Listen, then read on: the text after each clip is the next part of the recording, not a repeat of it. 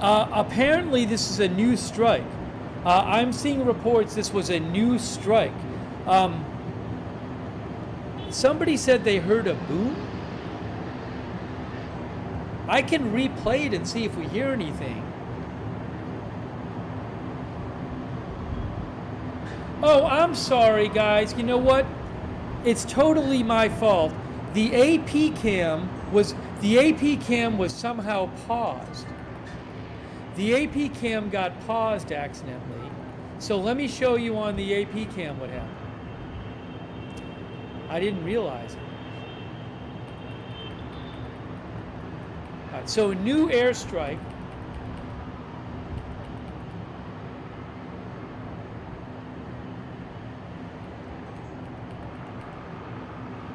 Okay, check this out. Hold on.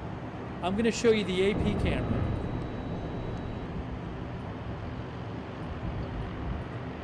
This is moments ago. I got to put the other volume on.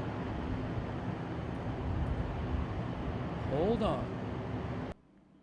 Hang on. This is, we want to get this one off. Then I have this queued up, and this is moments ago.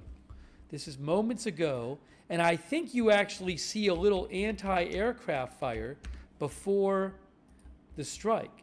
This just happened moments ago. Not a moment ago, moments ago.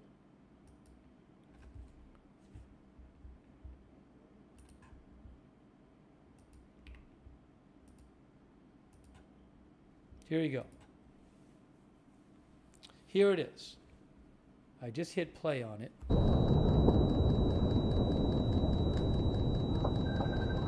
Oh, hold on. Could you hear it then?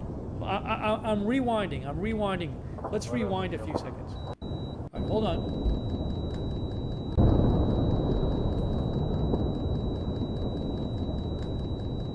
Like it's just. I'm rewinding more.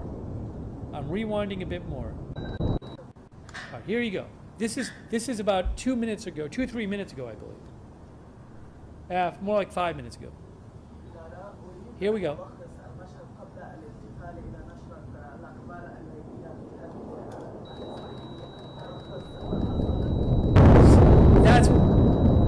I'm sorry. Somehow the camera had become paused. So there was the blast. Didn't see the flash. We heard a boom, didn't see a flash on that camera, and oh, the camera didn't catch it. Then the camera pans over, and there it is. That's what's it. And you can see some of the anti-aircraft fire going up. So that just happened a few minutes ago.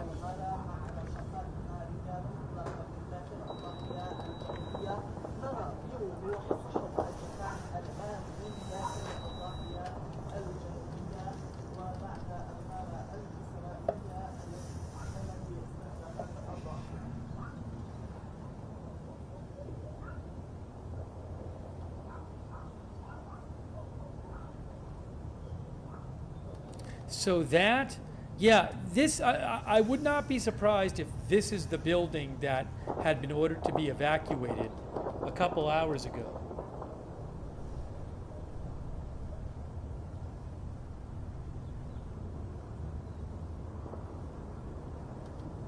Now it's possible I have another camera from Reuters. Is there any chance that Reuters caught it live?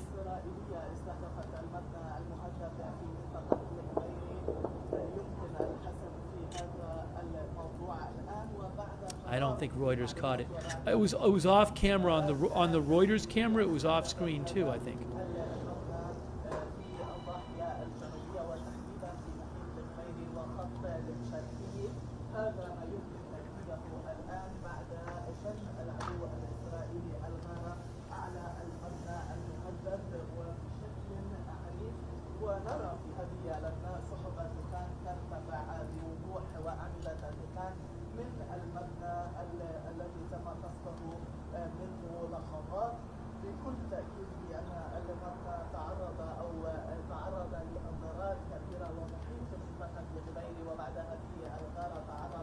So another Israeli airstrike on a Hezbollah-related target, according to Israel, in Beirut, Lebanon.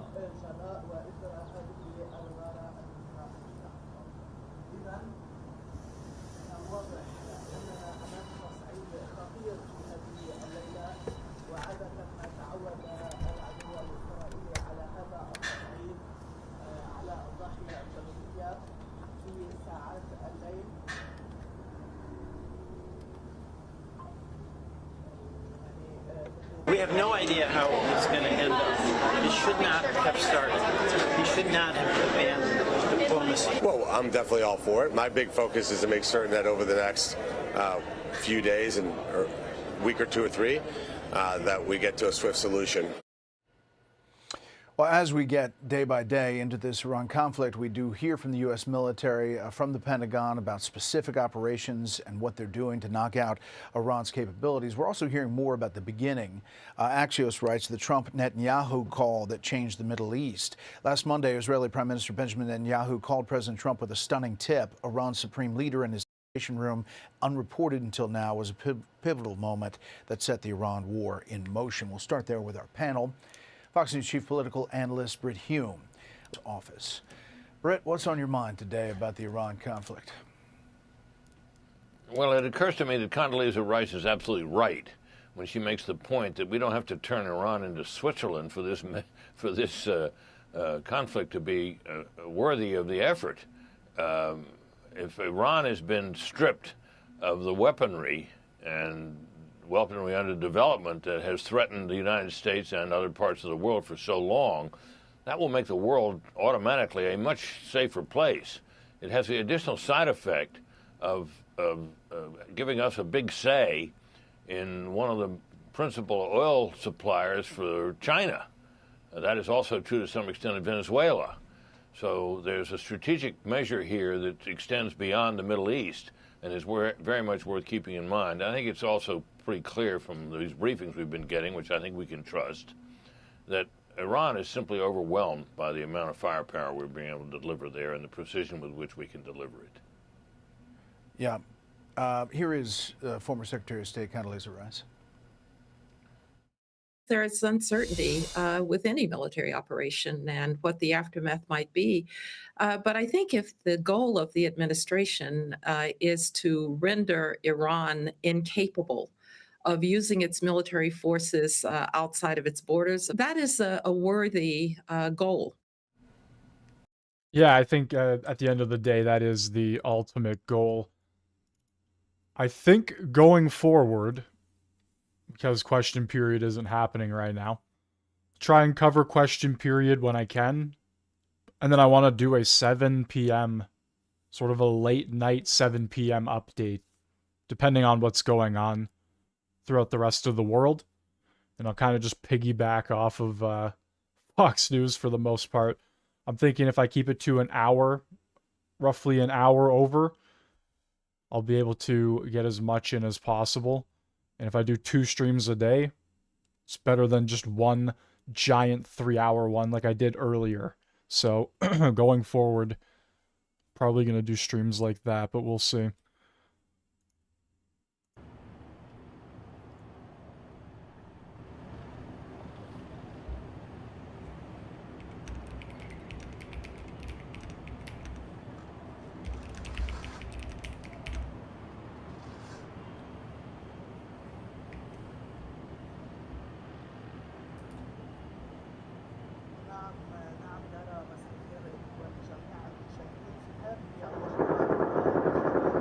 Gunfire.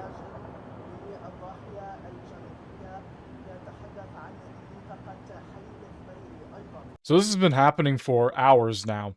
Just constantly. Another strike just hit Beirut. Constant gunfire. It's non-stop.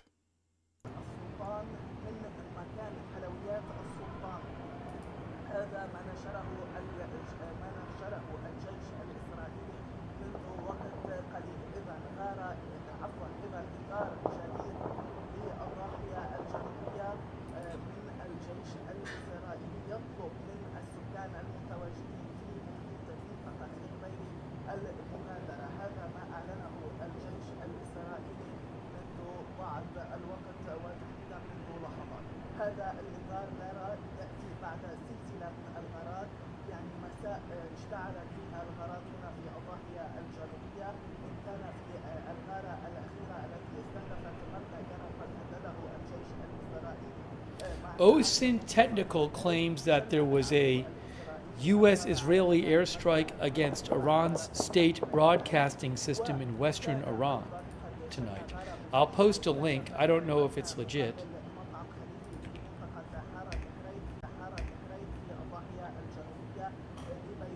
Hold on.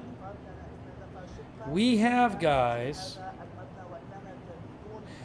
There has just been a new evacuation warning for Beirut. Another one, guys. Another evacuation warning. Look, there you go. Urgent warning to those in the... So they're most likely going to bomb the shit out of Beirut tonight. Just going to say that. That just came out. So they're going to blow up another building there.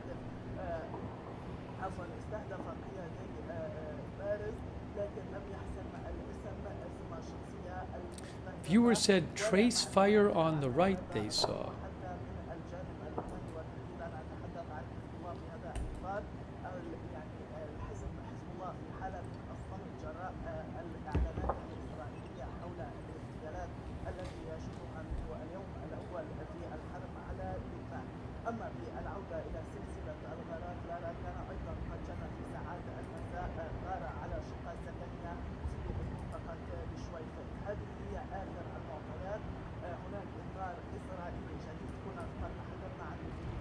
I'm seeing a photo of supposedly the building that was attacked a short while ago in Beirut.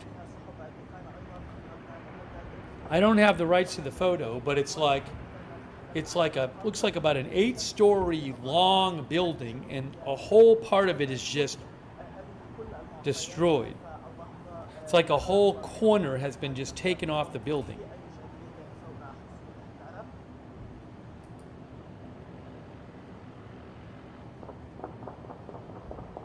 Flashes on the left? Did you guys see flashes? I was looking at this building. Did people see flashes on the left? When? A few seconds ago? If you tell me what the time was,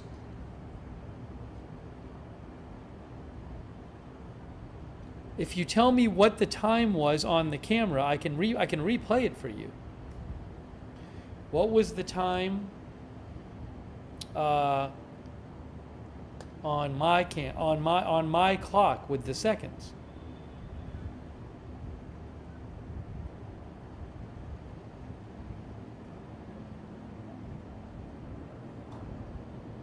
People said it was on the left side. No, at the time of the where it says Iran time. Where it says Iran time.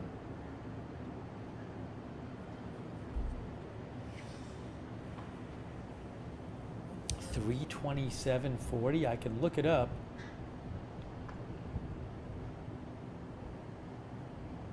I'll look it up. Hold on. I'll do it this way.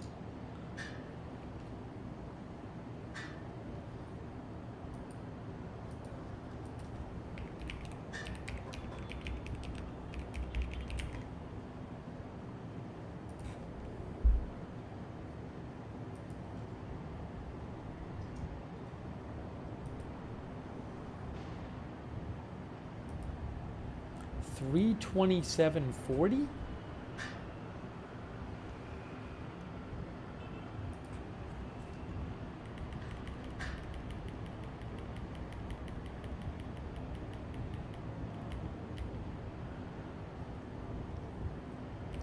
I'm looking at that time. 3:27:33. Oh yes, it looks like there was maybe a strike back there. If you look here, look on the left side of the screen coming up moments ago. Look on the left side of the screen right now. Watch this. West Coast. Thanks for inviting us tonight and every night. That's it for this special right report. there. Fair, balanced, and that. still unafraid. Follow me on X and Instagram and TikTok at Brett Baer. The Instagram. All right, Jesse Waters should be up next, hopefully. Let's see. Good evening, everyone. I'm Laura Ingram. This is the Ingram Angle from Washington tonight. Or is always, Jesse thank at you 8? for spending some time with us. We're doing very well on on the war front, to put it mildly, I would say. Somebody said, on a scale of 10, where would you rate it? I said about a 15. From the air to the sea, the Trump administration, the U.S. military is on at 8 p.m. unleashing American firepower on Iran. Iranian leaders looking up and seeing only U.S. and Israeli air power every minute of every day until we decide it's over. And Iran will be able to do nothing about it.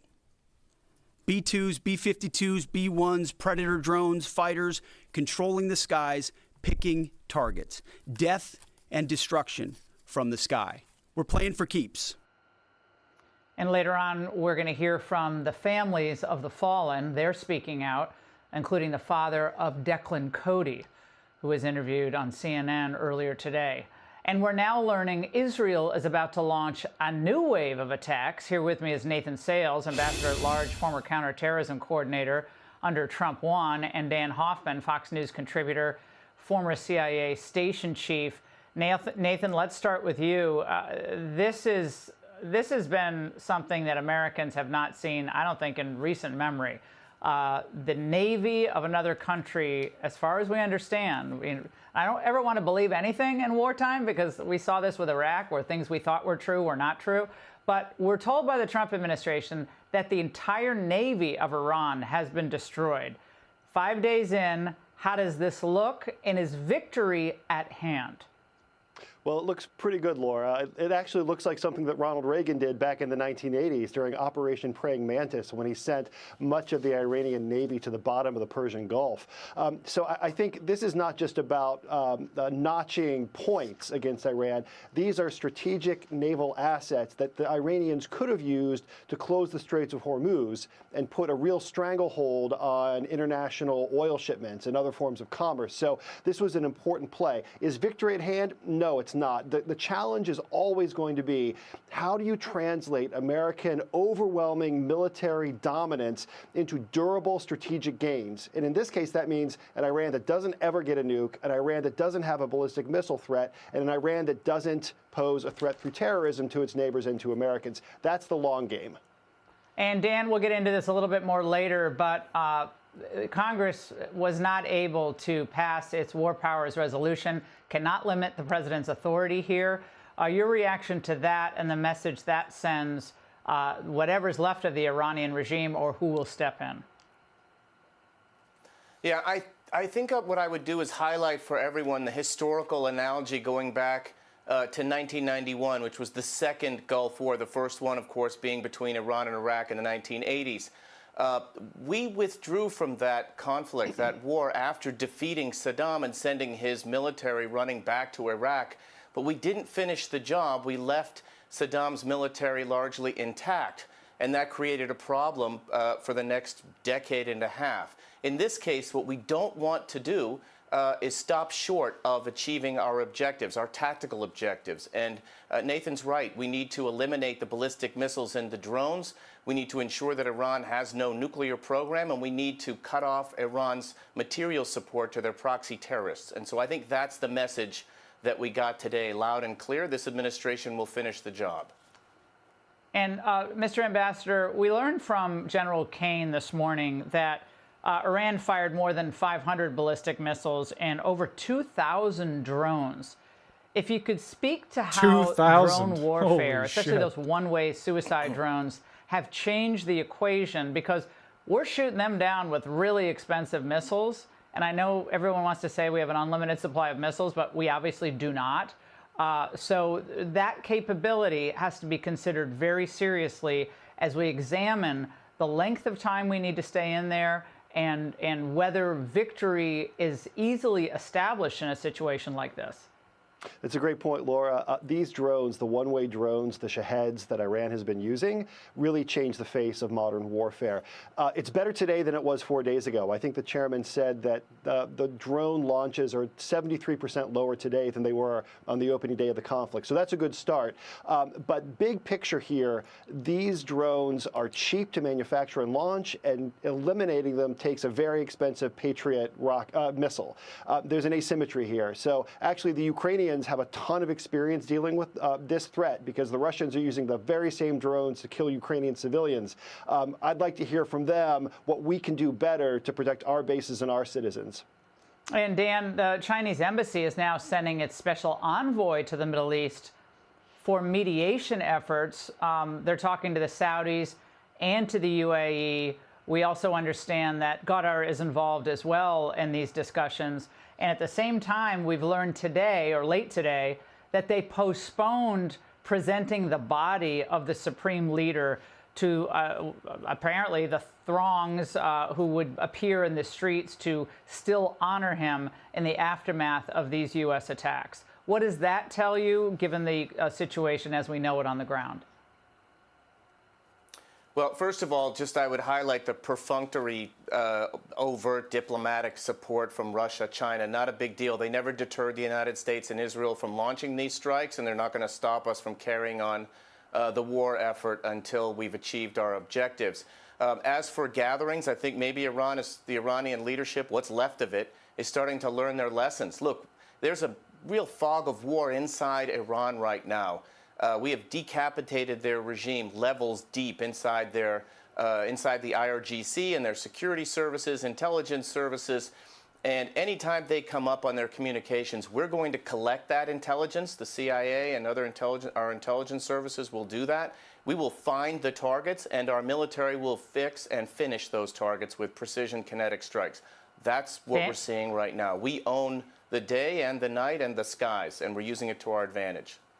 Mr. Ambassador, one more question. People are looking at the polls. I'm looking at the polls, but polls change. They fluctuate, and you can't wage war by polls. However, as we saw with the war in Iraq, and again, this is 5 days in. It's not 12 years or 17 years like Afghanistan. But public opinion is very important to keep on your side in a situation like this. There are some disagreements in this decision to go in when we did. How important is it for the administration to keep the information flow clear in the objectives clearly stated?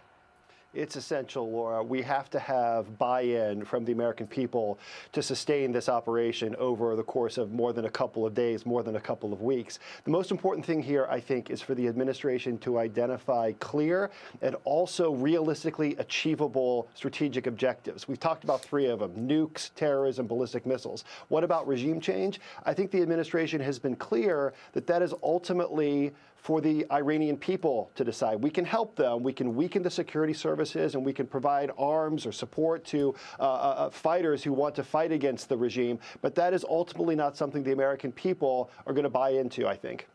Dan and Ambassador, thank you both very much. And while there are obviously good faith disagreements about the administration's military strikes in Iran, the Democrats' crusade against ICE is indefensible, as this is playing out as a backdrop. Now, remember, Obama deported millions, and they didn't say a word about ICE or human rights violations. But now, 5 years after Biden let 15 million unvetted illegals in, including terrorists, now the Democrats are on this anti-ICE crusade that's resulting in this decision for them to hold up. Their prize ship, the Soleimani. Looks like POTUS got him twice. An American submarine sunk an Iranian warship that thought it was safe in international waters. Instead, it was sunk by a torpedo. Quiet death. The first sinking of an enemy ship by a torpedo since World War II. That's War Secretary Pete Hegseth confirming a torpedo fired from a U.S. submarine sank an Iranian warship in the Indian Ocean. You are looking at video of that incident on your screen, with CENTCOM saying that U.S. forces have struck more than 20 ships from the Iranian regime as Operation Epic Fury ramps up. Hello, everyone. This is Outnumbered. I'm Emily Campagno here with my co-hosts Harris Faulkner and Kayleigh McEnany. And also joining us today, Kayleigh McGee-White, Fox News contributor, and Benjamin Hall, Fox News senior correspondent and author of the new children's book, Read All About It. Now, CENTCOM also releasing this new video of long-range missiles used in Operation Epic Fury.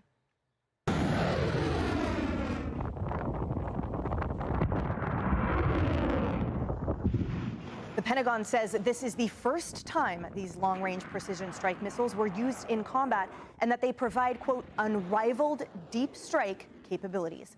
Iran has attempted to retaliate, but Secretary Hegseth says the regime is far outmatched. Trey Yangst is live in Tel Aviv with the latest. Trey. Yeah, Kaylee, right now we have air raid sirens that are sounding across Israel's second largest city of Tel Well, this is not right now. This was earlier today. Aviv. Off in the distance right now, we don't see any sort of interceptions, but there are sirens sounding across the entirety of central Israel. Throughout the day, the Iranians have continued these missile launches. The Israeli military telling Fox News that dozens of missiles have been launched into Israel throughout the day. Overnight, there was about an 8-hour lull in the outgoing fire from Iran, and we do know both the U.S. and Israel are going after these launching positions. According to the Pentagon, 86% decrease is what we're looking at since the first day of Operation Epic Fury. And I just want to look at my phone here. So sirens are also sounding in the West Bank and again across central Israel. And at this moment, they're going to try to shoot down some of this incoming fire. Okay, and just stay with me here. Hey, you need to pan up to the sky. You're going to see there's a little bit of debris in the distance. Just stay with us for one moment. It does appear some interceptions are taking place, but they're just on the outskirts of the city. And so when these sirens go off, people have just a few moments to get to shelters. These sirens are echoing throughout the center part of this country. Earlier today, what we saw was a concerted effort by Iran and the Lebanese militant group Hezbollah to fire at the same time, trying to overwhelm Israel's air defense systems. They were unsuccessful in doing that. But it is a challenge for the civilians of Israel who have spent the past 4 days in bomb shelters as this war develops. Trey Yangst, thank you. And as always, stay safe. Now, we have the privilege of having Ben Hall with us here. And Ben, we're going to talk about your book in a little bit. But we have the benefit of the majority of your professional experience being in the Middle East and covering it. So share with us your thoughts on how this is developing and what you think we see from here. Well, I would start off by saying that for the last 15, 20 years, I've worked in the Middle East, and the story I have heard from day one is how Iran and its terror groups are the ones destabilizing the region, spreading the terror out. So what we are seeing now is an objective to remove their weapons, to remove their missiles, to decapitate them as well. And you heard Secretary of War earlier and General Kane saying that that was moving ahead of the expected speed. So it is going well at the moment, and I think that if the priority is to do that, they're doing it well. And I think that we're amazed to see some new technology being used, some new weapons being used by the US, and showing that there is no military might like them in the world. There is a big question about what comes next and how the regime might fall and who could take their place. But you can't really begin looking at that until you have removed the regime itself, or at least removed the hierarchy of the regime. But it's really fascinating to see, and it's fascinating to see the impact this will have not only on the region but on the world. You look at the impact in the relationship with China. You look at how the US will also be able to reduce oil prices if Iran is free. And so, look, a lot of things happening at the moment, but certainly good progress at the moment. So I guess you have a third wave coming in. Pretty soon we're not going to know anybody. We're now on the third wave. Well, as the Trump administration continues to take out Iranian leadership, at least those who are the menaces, the regime is looking for a new supreme leader to replace Khamenei. Well, while Iran's deputy foreign minister says they haven't chosen anyone yet, it looks like the Ayatollah Khamenei's son is leading the pack here. He's 56 years old, and his name is Mojtaba Khamenei, and he's the second son of the now deceased supreme leader. He has deep ties to the Islamic Revolutionary Guard Corps and is known to wield significant influence behind the scenes in the supreme leader's office, or what was left of it. Here to weigh in is Michael Oren, former Israeli ambassador to the U.S. Mr. Ambassador, the New York Times writes that in 2024, the Ayatollah did not want his son to be considered for a successorship here. So why is everyone pointing to him? And would he not be perhaps worse than his father? Well, first of all, good to be with you again, and good morning from Tel Aviv. You can't really put much credence in that headline. There's another narrative that says that the Mujtaba was being all the time nurtured and cradled to be the successor to his father. He took his father's courses at the university. He graduated from his father's university, and he served in the Iranian military, fighting in the Iran-Iraq War. And in 2009, he was instrumental in putting down the Green Revolution, that revolution that the President Obama did not support at the time. So he has been deeply involved in the most radical circles in Iran, close to his father, close to the IRGC. And he's the leading candidate right now, and it would not surprise me or anybody else here if he were to get the job. Iran, again, and we don't even know who we're dealing with here, which is why this is such a tricky situation, to say the least. But they're claiming this process to pick the next leader will be, quote, democratic. I mean, however they choose it, the United States dictating this from afar or even through intermediaries, that seems like that would be also a disaster for us.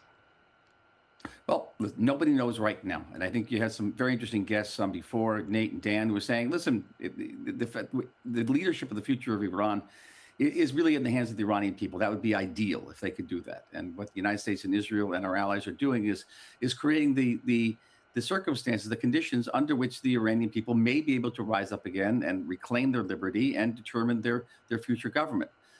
Barring that, the United States and Israel may have to deal with their leadership, which is less than ideal. But the major issue. Well, how would that work? How would that work? I mean, you say deal with the leadership. I mean, but we don't know whether it be somebody within the IRGC or someone with among the clerics. If it's in the IRGC, it could be a military figure. And this has happened repeatedly in history. Oh, I thought you meant pick the new leader. Sorry, Michael. Who's leading? Michael, I thought you meant pick the new leader. I said, that's not happening. No, I'm not picking the new leader. They're somehow that new leader will emerge. It could be a military coup. It could come from the army. The IRGC was created to keep the wraps on the army. The government doesn't trust its own army. This is Iran. This is the Middle East. But the most important thing is, irrespective of who emerges as the leader, is that leader is going to have to agree to the three conditions, which is no nuclear power, no ballistic missile systems, and no support for terror around the Middle East. Period. End of story. Mr. Ambassador, thank you very much. Good to see you tonight. And coming up, Iran is threatening a global oil route and what that means for you. Next. It means the price of oil is going to go up again. Let's take a look over here, shall we? Going to bed.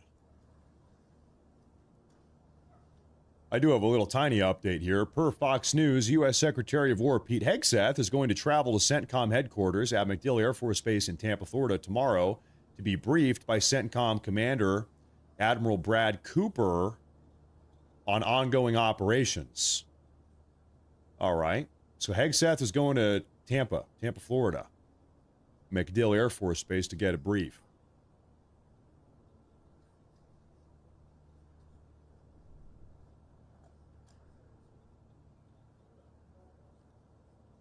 Well, ladies and gentlemen, I think it might be time to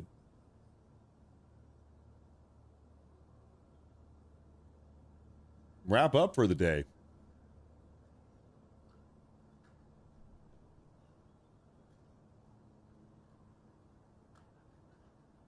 I think that might kind of be it for the day, ladies and gentlemen. It really is just quiet everywhere. A couple hours ago, it was just constant, nonstop developments. But I think right now, I think they're kind of done for the night. I think they're done. It was getting crazy earlier. It was nonstop. This just in, it's big. A U.S. official telling Fox thousands of Iraqi Kurds have launched a ground offensive in Iran. Decimated, destroyed, defeated. All words the Pentagon used to describe Iran's various military forces on day 5 of Operation Epic Fury. Moments ago, President Trump touting its success. So we're in a very strong position now, and their leadership is just rapidly going. Everybody that seems to want to be a leader, they end up dead. And it's an amazing thing that's taking place. Their missiles are being wiped out rapidly. Their launchers are being wiped out. They're attacking their neighbors. They're attacking their, in some cases, allies, or not so long ago allies. And, you know, it's really a nation that was out of control, and they would have used it on us if we let them. The Secretary of War says it's just the beginning. We are just getting started. We are accelerating, not decelerating. Iran's capabilities are evaporating by the hour, while American strength grows fiercer, smarter, and utterly dominant. More bombers and more fighters are arriving just today. We can sustain this fight easily for as long as we need to. The White House report. So it looks like Agenda Free has a poll going right now. Is it working on Facebook? I don't know if it's working on Facebook because I can't see the... oh, I can see the results now. On Facebook, 30% say 3 to 4 weeks and 70% say later.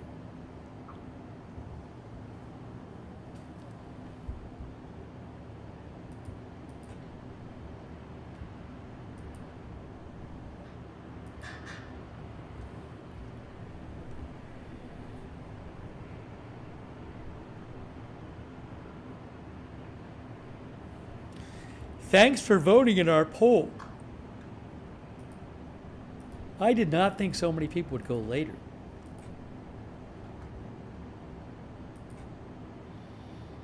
Also, thank you to, oops.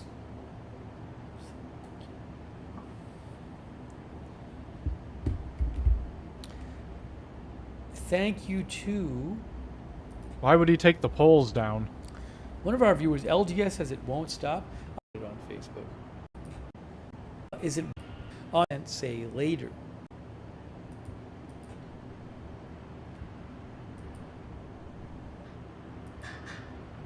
I wanted to see how many total people vote. Almost 5,000. And then he takes it down. Thank you to. I can't speak for the other countries. I don't know that we have that information for the other countries.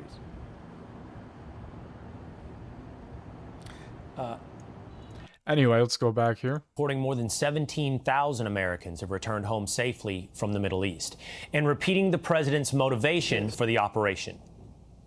This is a rogue terrorist regime that has been threatening the United States, our allies, and our people for 47 years. This is a president who has been remarkably consistent on this issue, citizens, that Iran no one can should never be rooting for failure, although it's helpful to know what the goal is, to know when you've reached success.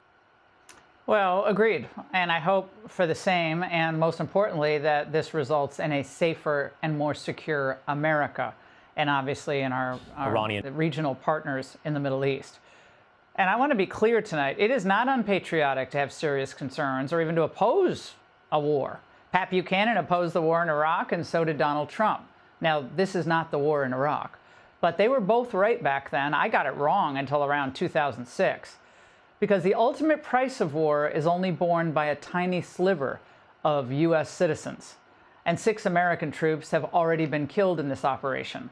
4 of them have been identified from the Army Reserve: Captain Cody Cork, Sergeant First Class Nicole Almer, Sergeant First Class Noel Tegens, and Sergeant Declan Cody. Families are now dealing with this heartbreak. Sergeant Declan Cody was only 20 years old. Declan had been sending us updates every 1 to 2 hours, like, hey, everything's still good, I'm good, which goes to show you, he was thinking about us, but we're just making an assumption based off of timing that it was shortly after that phone call that he had gotten off with his brother, that this is when that happened and his operations center got hit. Those are real lives and real losses. And civilians in war die as well, and this is no different, including children. They've been killed as well, including 165 in a strike on an Iranian school, which the Pentagon is still investigating. Israel says, don't look at us, it wasn't us. Now, if this was some horrific U.S. or Israeli mistake, and again, we have no idea, we will need to own up to it. Full transparency. Now, for days in the region, the traffic in the Strait of Hormuz has slowed to a trickle, and now it's completely stopped. According to Bloomberg, not a single vessel entered the Persian Gulf yesterday after Iran vowed to sink any ship coming through. About 20% of the world's oil flows through there, So what does that mean for us? We've already seen a spike in gas prices. According to the AAA, the average price per gallon is now $3.19 today. That's up more than 20 cents from a week ago. Here to respond is Energy Secretary Chris Wright, who had a very busy day in Washington. Mr. Secretary, I know you were doing a lot of cool AI stuff today, but this is a major concern for Americans. And should Republicans head into the midterms, they want to say, obviously, that gas prices are down and things are going in the right direction.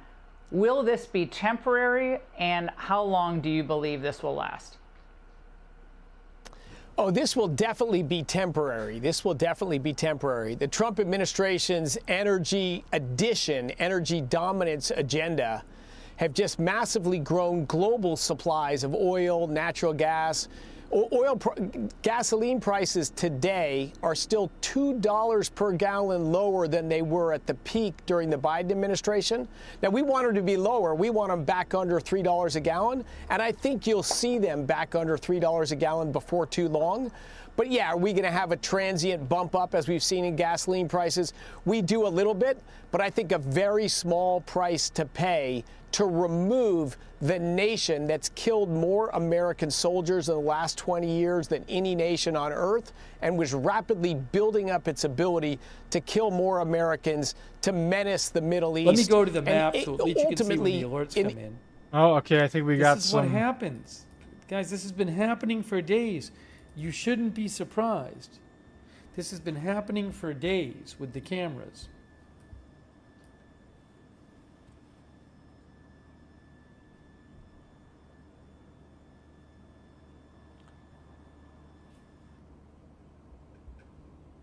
So I don't have a camera from there.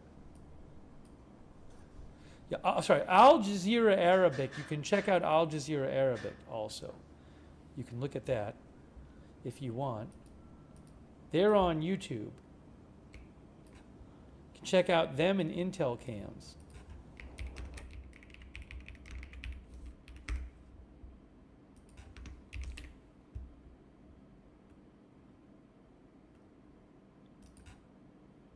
Okay, here come the alerts, I guess. Maybe.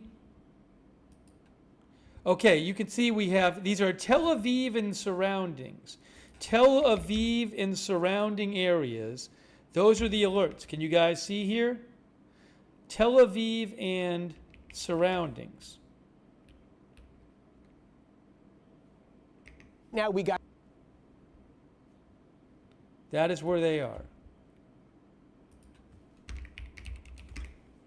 Yes. Again, I apologize, but you saw I had the Tel Aviv feed up, and you saw what happened. Give me a quick moment here. Let me just look around here. Let me look around. Yes, the Tel Aviv feed is down on AFP. On AP, they have taken the camera and pointed it at the street, as they always do. So AP, you can't see the skyline either. Okay. None of the news channels, the U.S. So this is what's going on. Yeah, they're pointing it down at the street. I guess we'll listen for just about anything right now.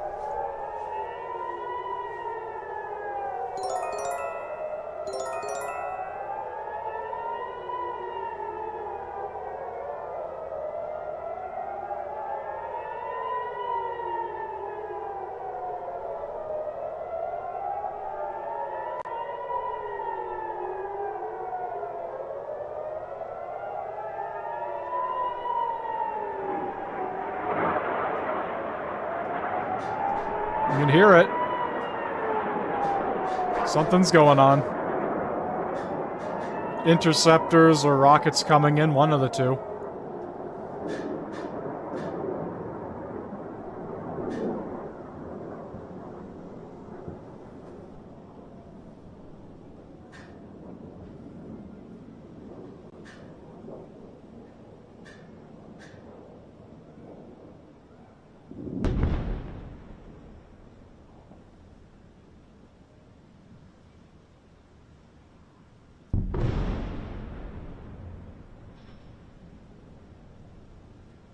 That was loud.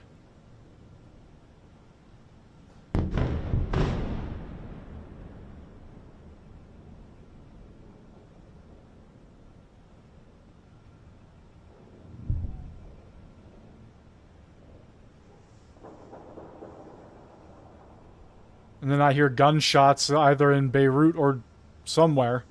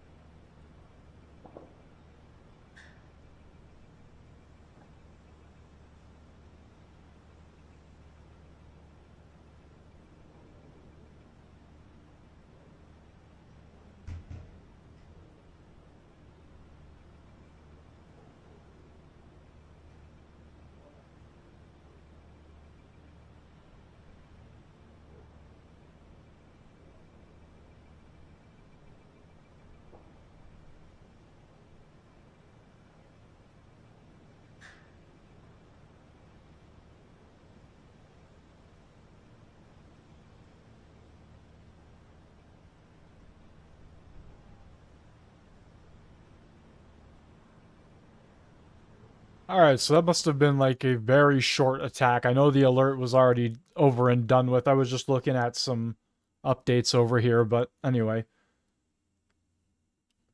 Let's see what's going on. Impacts. And I haven't seen it yet.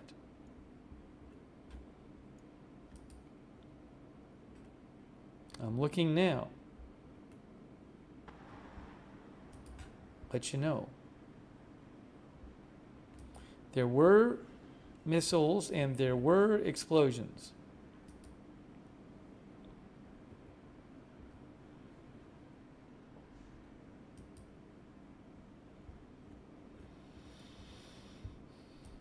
There have been no more alerts so far.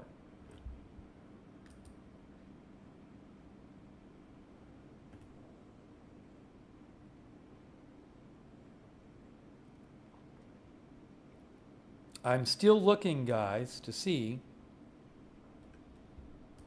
The hot news says, no, I have no reports so far. More on Intel cams now? I was watching the other thing. Were there more interceptors? Current.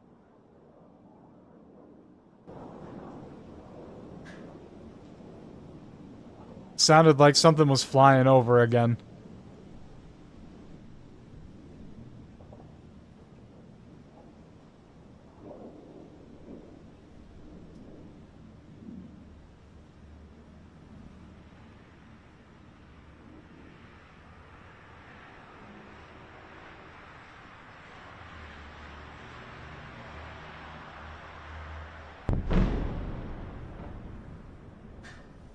Another boom, there it is.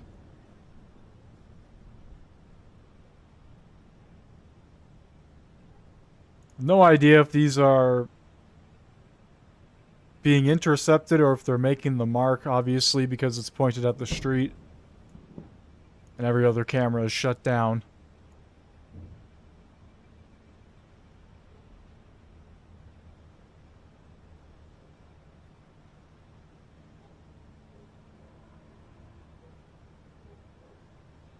just to have it up there. Just to have it up there. This is not Tel Aviv, by the way. This is Beirut.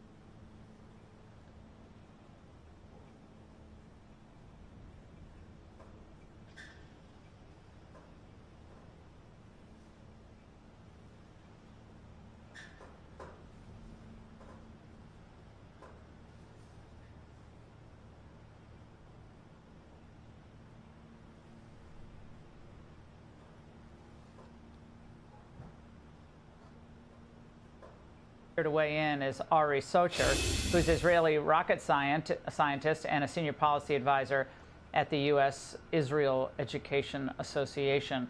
Ari Socher, tell us why the long-range precision strike missiles have been so important in this effort thus far. Well, thanks for having me on, Laura. These precision strike missiles they were predominantly used in the first hours of the war. The idea was to break down the door to prevent Iran from having any kind of control of the skies, so that the bombers could come closer, the fighters could come closer and drop precision guided munitions that have more boom than these Tomahawk missiles and PRSMs that were launched at the beginning. So you had all of these cruise missiles, these JASSMs coming out of airplanes, and they're all flying hundreds of kilometers, and then they're all breaking down things like stockpiles, or breaking down things like radars, like anti-aircraft. And once all of this is taken off the map, then you have clear skies, and you can go in and you can use larger ordnance like these JDAM GPS guided bombs that can hit targets with a ton of explosives, and that'll put a crimp in your afternoon. That's the way we took it out. Yeah, the JDAMs, of course, we used in Iraq. I remember walking through Saddam's one of his main palaces in Baghdad that had been hit by a JDAM, and that was quite something to see. Now, we've been hearing a lot, of course, about the Patriot missiles, very high-tech air and missile defense. What can you tell us about that? Yeah. Patriots actually came from the early 90s. They were used in the first Gulf War, and they were terrible because they weren't created to shoot down missiles. Over the years, they were upgraded and modified, and today's Patriot looks nothing like your grandmother's Patriot if she had one. And the idea is that this tracks the bad boy. The missile flies up. It continues to track while it's flying. This new modern generation Patriot actually hits the bad guy, metal on metal, we call hit to kill. So these are good for, I guess, short-range ballistic missiles. That's why you see them in places like Qatar, Bahrain, the UAE, that are closer to Iran. The places that are further away, and I mean Israel, Israel is using much larger missiles. The U.S. is helping defend Israel with something called THAAD, Theater High Altitude Air Defense, and sea-based Aegis systems. These are much larger. They have more range, and they can take out the ugly stuff that Iran is shooting at Israel.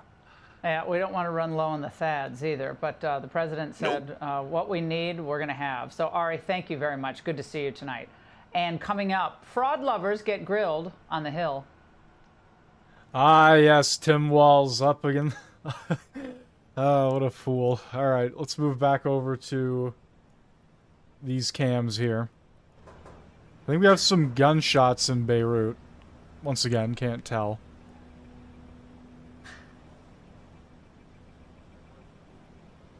But that was consistent with what we were hearing earlier.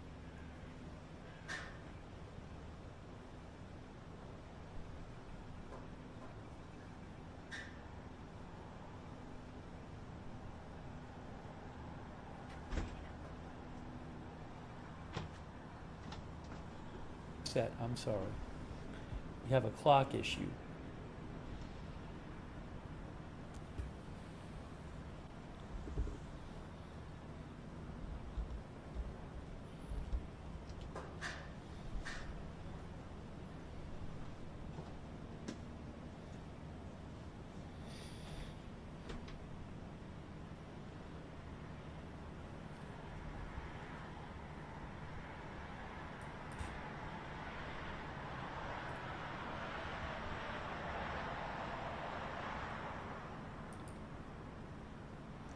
I'm sorry, I can't show you the cameras live, but it's not my choice. It's not my choice to censor the Israel cameras. It is the government's choice.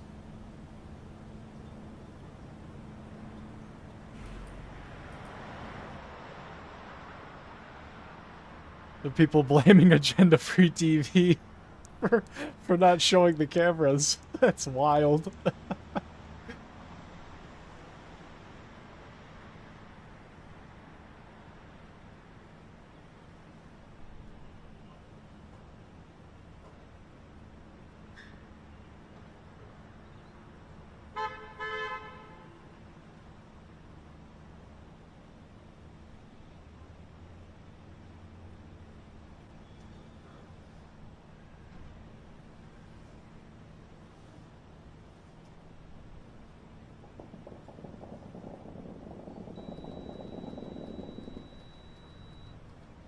That was a lot of gunfire.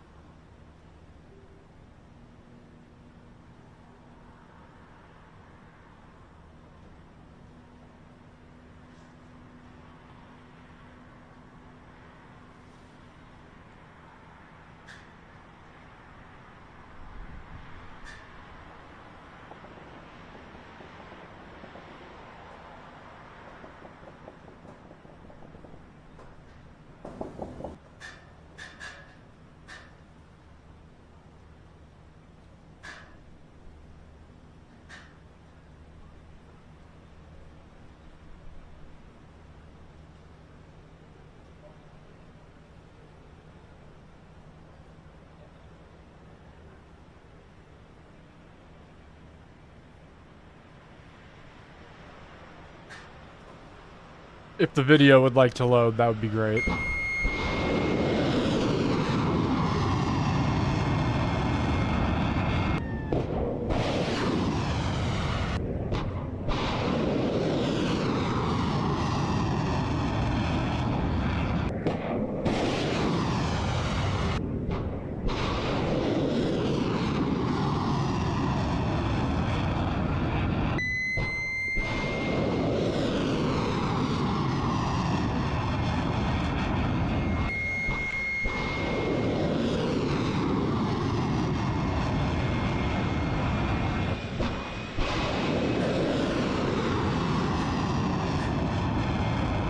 That's some crazy footage, like just one after another.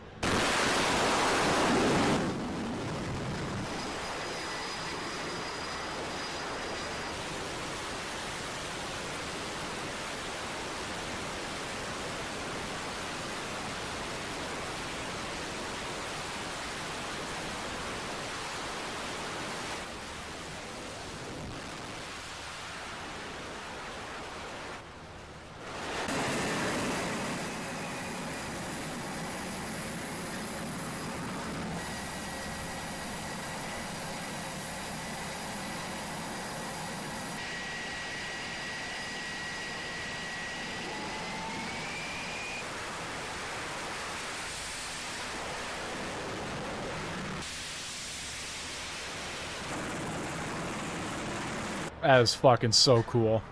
That is so cool.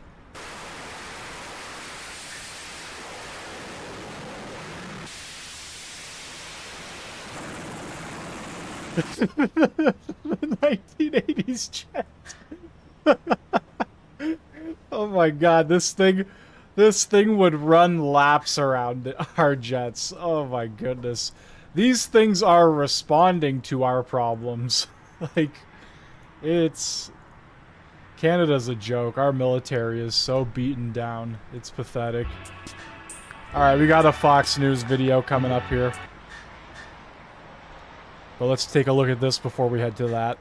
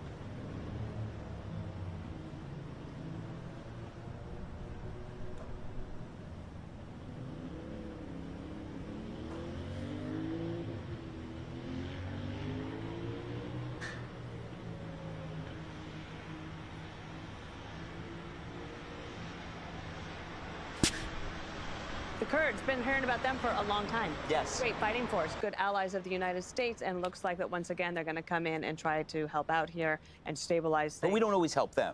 We don't, and it is a remark on American power that they still hang around because we are their best option. Right. Turkey is certainly not.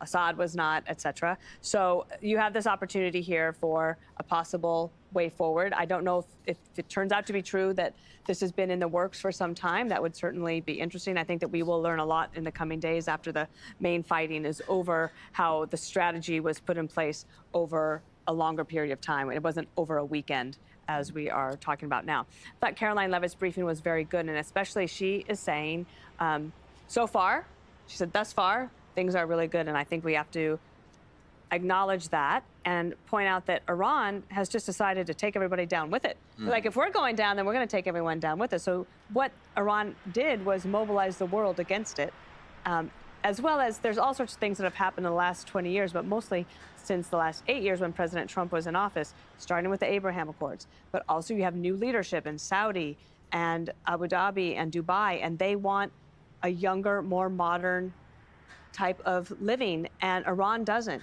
So Iran wants to take all of them down, and these people have something worth fighting for, meaning our allies.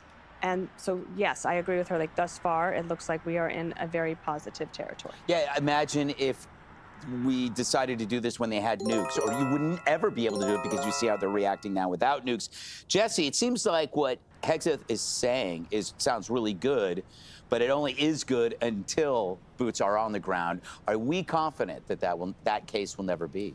No, but you always want to keep that option open. And so far, that's not where this is going. As Trump would say, we've never seen anything like this. This is 2 times the firepower that we saw over Iraq and shock and awe. These are B-52s dropping 80,000-pound ordnance. We have artificial intelligence identifying targets. Space Force is seeing where these Iranian missiles launch from and then can take out the launch pad like that. We're shooting down Iranian drones with laser weapons. Also, kamikaze drones, we're using them for the first time ever in combat. So this is just an astonishing display of American military superiority. Probably officially marks the beginning of 21st century warfare. We have completely eradicated the 2 top layers of the Iranian leadership. The Navy's at the bottom of the sea, and their missiles were going from 80 a day to now 20 a day. The case is clear. #1 sponsor of terror in the world. They were ramping up their ballistic missile capabilities. They were digging deeper tunnels to enrich again. And their Navy threatens the flow of oil. So we don't care who rules the country. They just have to play by our rules, whether that's a remnant of the regime or some man of the people. We could also seize their island oil terminal and just turn off the spigot if we don't like who they give us. The objectives are very clear. You completely disarm the rogue nation and then pummel the leadership until a friendlier face pops up. We obviously have the Kurds in play. Obviously, the CIA is on the ground, but we're not going to put a timetable on this like Barack Obama. We're not going to tell the enemy when we're leaving. That's stupid. Yes, there will be more casualties. That's horrible. But so far, it's early, only 6, and God bless these people. In about a month or 2, Donald Trump will be visiting Beijing. And he will then, if this is a successful mission, have complete control over Chinese oil imports. That is a lot of clout, and we hope it works out. All right, Jessica. Say something horribly negative about this situation. Okay, I've got one. Actually, I have like 10. Jesse just said we don't care who rules Iran.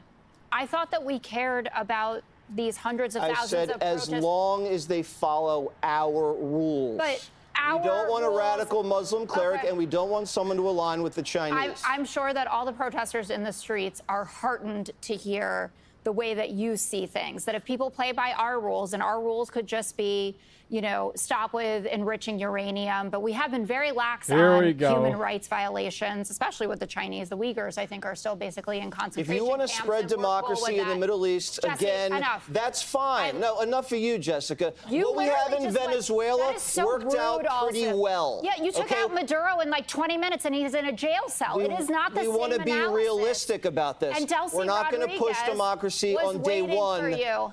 Well, at the end of a gun.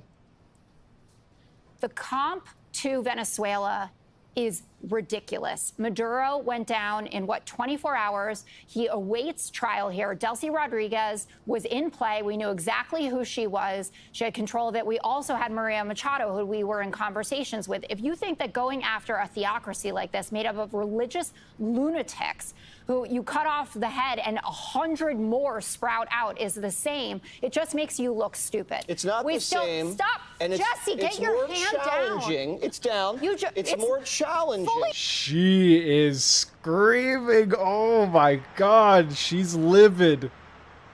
That was pure anger. 100 more sprout out is the same. It just makes you look stupid. It's not the same. Stop, and Jesse, get your hand down. It's more challenging. It's down. It's more challenging. Fully down, mouth Wait, down, you are too. Crazy. I'm not. This is like the State of the Union. They are crazy. She is deranged. No one who's watching this, by the way, thinks I'm the crazy one. The timeline? Sure about that? Probably not. I get it. Just tweet at me. I see you. I hear you. Okay, so the timeline is What are we completely doing? incoherent here. We started at just a couple days, and we got to 4 to 5 weeks. This morning, Pete Hegseth says as long as we need to succeed, and it could be up to 8 weeks.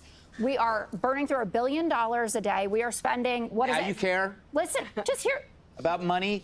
This is it's so predictable. Is that still more or less than the Somalians? Listen, oh, ha, ha, ha. We'll get to that conversation. We're using $4 million missiles to take out $20,000 drones. That is a problem. They talked about that in the briefing yesterday, and Jennifer Griffin also talked about it. But that's was what on her countries are doing. yesterday. That's why drones are the future. I understand they're the future, but It's not just we our have- issue. That's everybody's But issue. it is our issue today when you say that this is something that we can go in and we can be surgical and then we can get out. That's why everyone was actually okay in a bipartisan fashion with past things that President Trump has done, because they were actually surgical and short, like Operation Midnight Hammer. Do Okay. you? All right. Yeah, I just you don't have a problem with the results. You have always a problem about the process. That's all you have, because the results speak for themselves. No, they don't. We You also cut the head off. We left the body. That's like Venezuela. I just said you left 100 new bodies in place. And they pop up and they blow up. They better have health and dental, because no going one's taking back- that job. They pop up and they blow up. That was wild. Seth, going back to the press just wants to hurt President Trump when they're talking about dead service members. Look back at the coverage after Biden's disastrous evacuation of Afghanistan and the coverage of those dead service members. And I know that Pete was talking about that, and it is an important component because there will be boots on the ground and there will be more casualties. And all of these lives do matter. Are you predicting boots on the ground? Well, they're saying it's certainly an option. Jim Comer was on TV today saying it's likely. You don't know if that's true or not, Jessica. Kennedy you is can't see into the aging by the future. minute. No one knows what's going to happen. Gregory, is it my time yet? It's been 84 years. I'm afraid, Kennedy, we're out of time. Yes, very good. But we'll have you How does on that next feel? show. With the amazing Kreskin. What's your take on this, about on the boots on the ground? We're in the fog of war. Yes. Any predictions right now are kind of silly. But at least you admitted it is a war. Yeah. And what worries me is this war doesn't really have a clear terminus. And as we have seen in the Middle East, which is very different than Venezuela, these things can go on and on and on. And my worry is not only the Gold Star families that are being created and will be created, which is a horrific tragedy, but also the men and women who serve, who will go home with injuries seen and unseen, and then they will be failed by their government. I do not necessarily trust the government here. I think Americans, it is still patriotic to be skeptical, while at the same time supporting the warriors who go out there to defend freedom for Americans and for Iranians. But so much could go wrong here. We are not at the end, and some of my basic questions have not been satisfactorily answered. Okay, I got you. But I think we all operate from that that step. Whether you're talking about this, we want our troops to be treated well when they come home. That is a separate issue that we should be dealing with. Yes. But when we're pinpointing what's going on here, it's not going to affect that. That's the difference between the process and the outcome. Right. I would love to have faith in the tacticians who are in charge of the process right now. I have seen the outcome. It's awful. I think Doug Collins is a very competent person who's heading the VA right now. It's still not enough. Okay. And I still see that people will be inserted into that system, and they will be abandoned by their government. Well, all right then. That's a I guess we'll have to see what happens. Hopefully not. Head back to the skylines here. And then I thought Jesse Waters was 7 p.m., but he's actually 8 p.m. So I will probably move this hour show thing back an hour. Push it back to the beginning of 8 p.m. Eastern Standard Time. And then I'll go with the flow of that. But I'm going to wait for the beginning of Jesse's show to run. Probably watch like the first 10 minutes of it and then call it a stream. I'm going to grab some more water. I will be right back.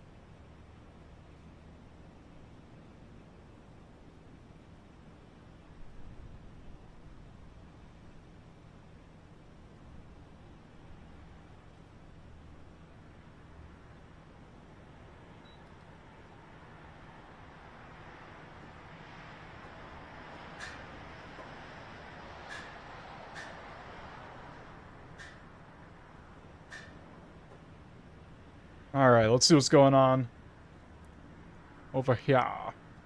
Loved his wife. His heart broke when he lost his wife. He'll be back with his wife now in heaven. No doubt about that. Lou Holtz, coaching legend, Notre Dame, Fighting Irish. That is it for us tonight. Make sure to follow me on social media. Thank you for watching. Jesse's next.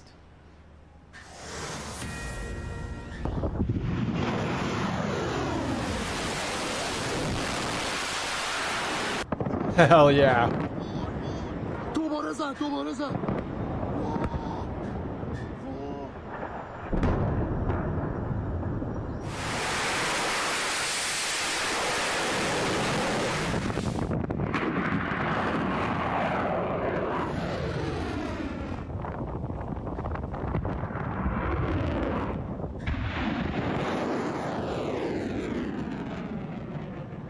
Operation Epic Fury has entered a new phase, a shock and awe campaign to trigger regime collapse. U.S. forces have taken complete and total control of Iranian airspace, and now it's showtime.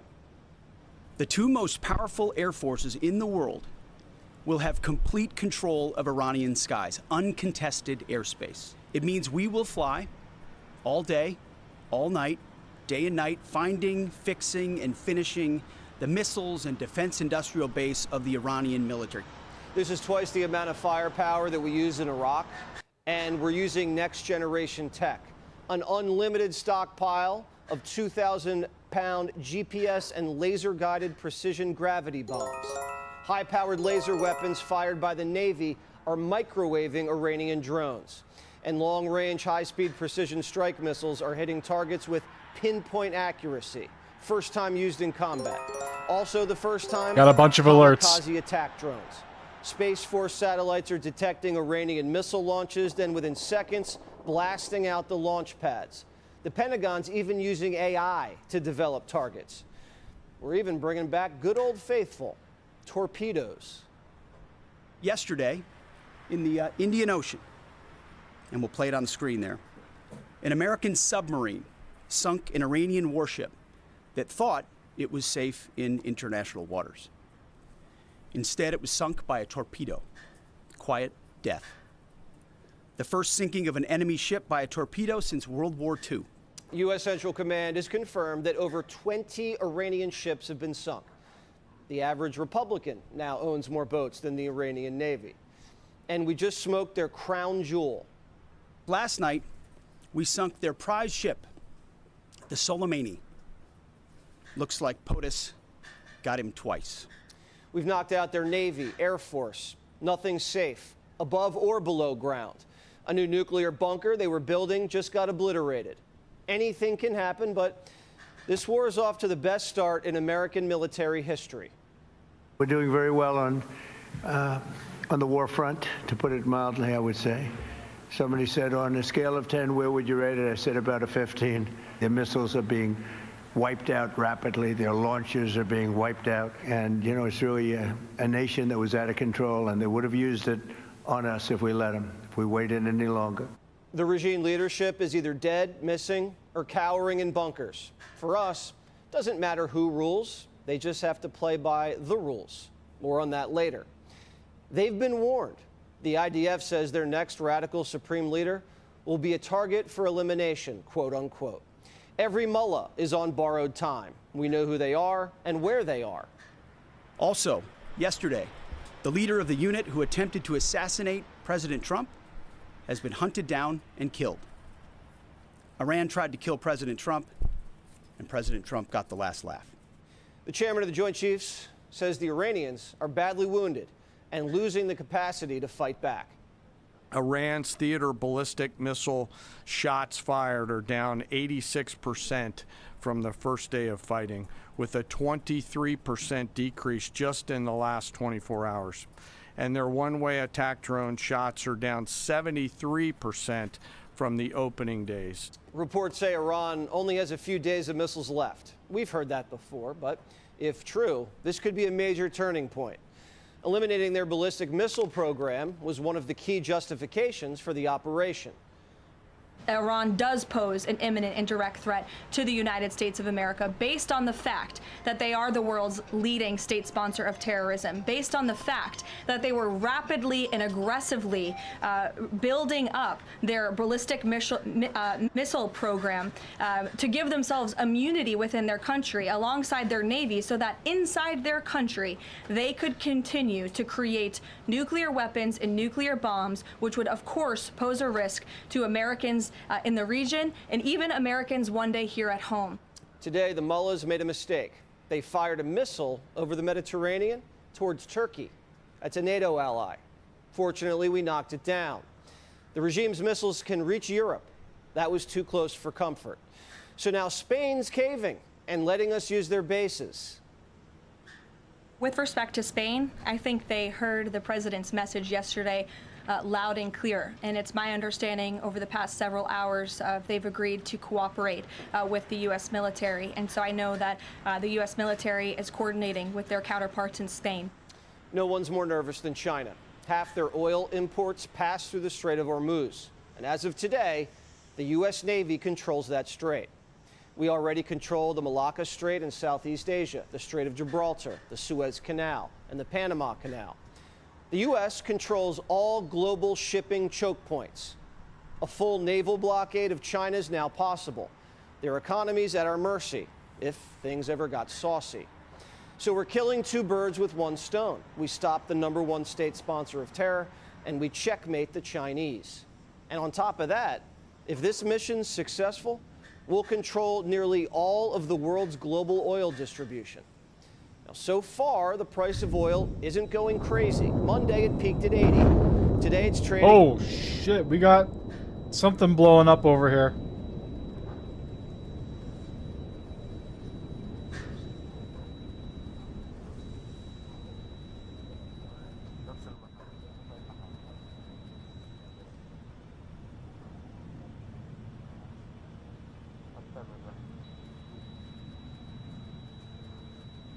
Another strike just landed in Beirut, very close to the camera.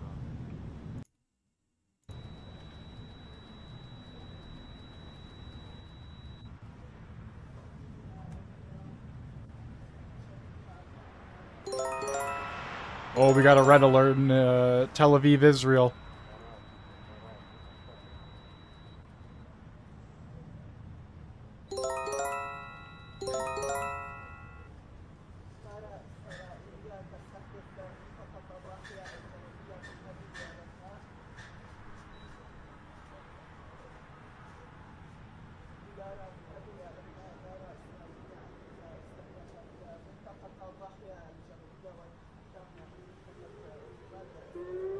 Here we go. Now the camera's gonna go to the ground.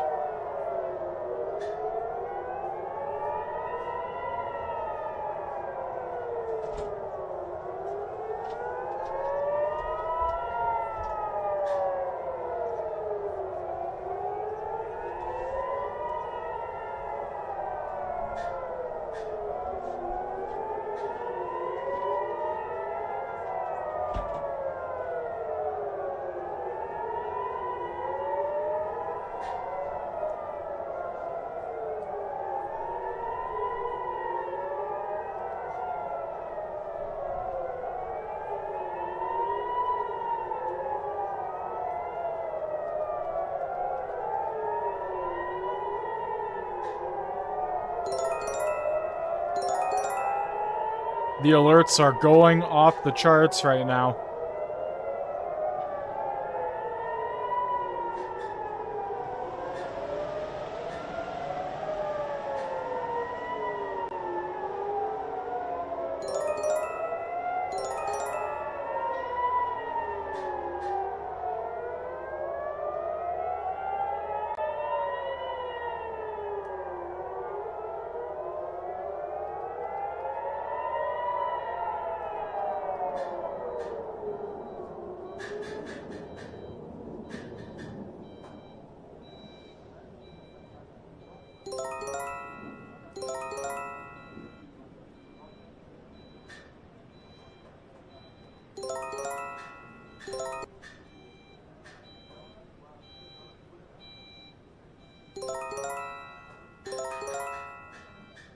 What is going on?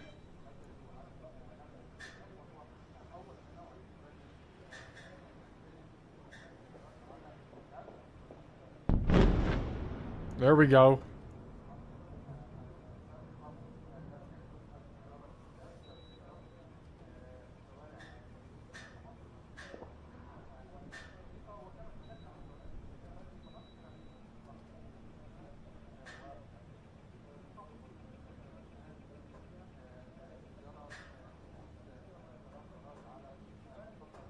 I think I just saw a tracer round fly up in the air on Beirut. Gunfire through the streets of Beirut right now. Look at all the alerts still. Oh, a bunch of them just disappeared.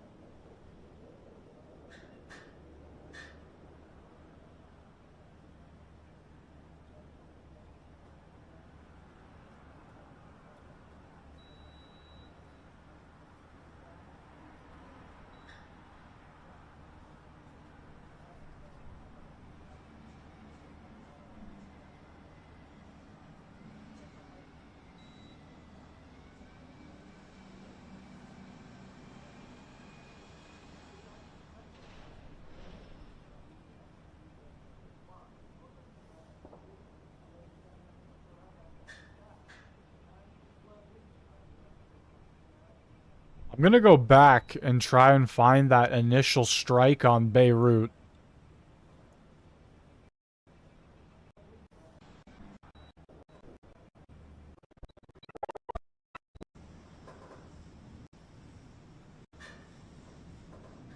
Yeah, you can see it.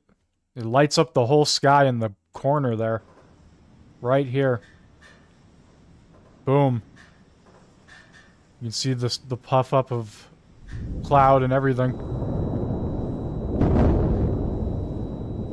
Yeah. Crazy. At about $76 a barrel, still below what oil averaged under Biden. Now, as we're fighting the Iranians, we're also launching operations in another continent. U.S. Southern Command's currently targeting narco-terrorists in Ecuador. We're juggling ops in 2 hemispheres. This is the greatest demonstration of American power in decades. And the Chinese and Russians can't do a thing about it. And the whole world sees it.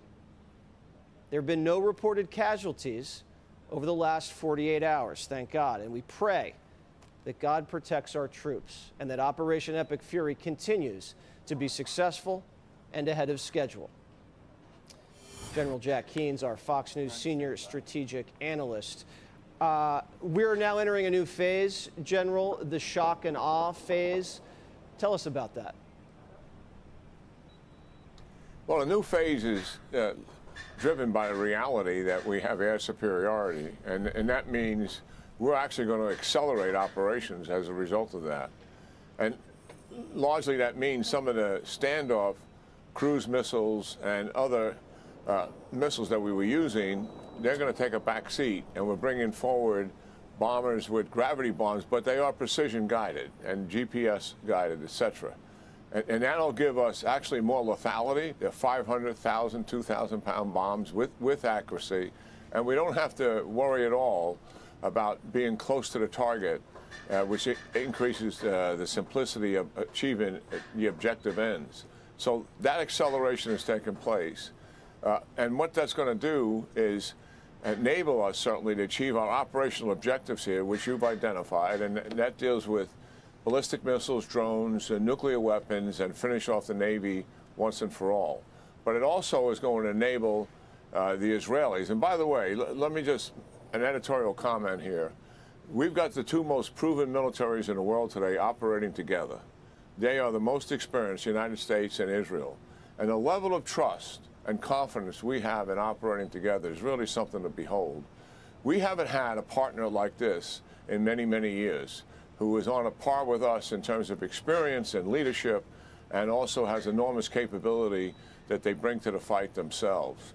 And the sharing of intelligence and integration of these militaries is something special. And we made a very good decision for our audience to understand. The Israelis have a lot of experience. They have their own systems and how they go about targeting and executing. We didn't force them to get on our system. We let them use their system and function that way, share intelligence together, and talk to each other continuously. And this is really something to behold, and it's kind of a backdrop, but I do think it's newsworthy in terms of it, because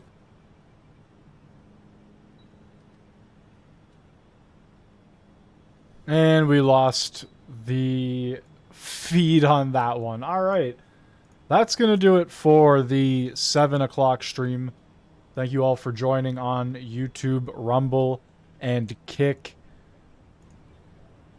What a crazy turn of events. And apparently it sounds like it's not ending anytime soon. So I guess we'll see what happens. Anyway, adios everybody. Have a great rest of your day or night depending on where you're from and where you're watching.